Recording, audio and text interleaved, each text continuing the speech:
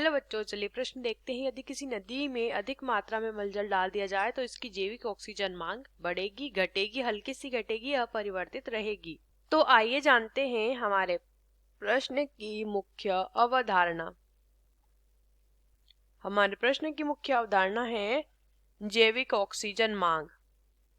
जैविक ऑक्सीजन मांग, ऑक्सीजन मांग, इसे बायोकेमिकल या बायोकेमिकल ऑक्सीजन डिमांड भी कहते हैं, बायोलॉजिकल ऑक्सीजन डिमांड भी कहते हैं, BOD इसे हम जो है संक्षिप्त रूप में कहते हैं। अब ये जो जैविक ऑक्सीजन मांग होती है, ये क्या होती है? जो सूक्ष्म जीव रहते हैं किसी जल स्रोत में, जो सूक्ष्म जीव रहते हैं, जब वो किसी भी पदार्थ का अपघटन करते हैं तो उसके लिए इन्हें आवश्यक होती है ऑक्सीजन, या ऑक्सीजन की आवश्यकता इन्हें रहती है।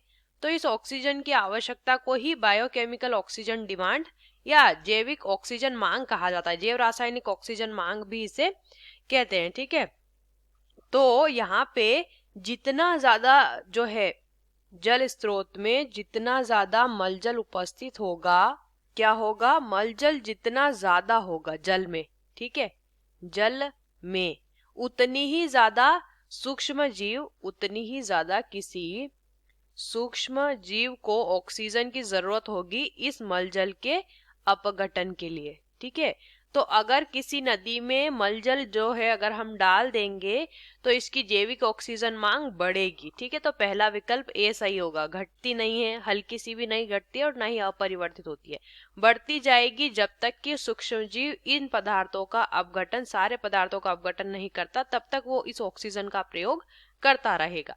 आशा करते हैं आपको इस प्रश्न का उत्तर समझ आया होगा। धन्यवाद।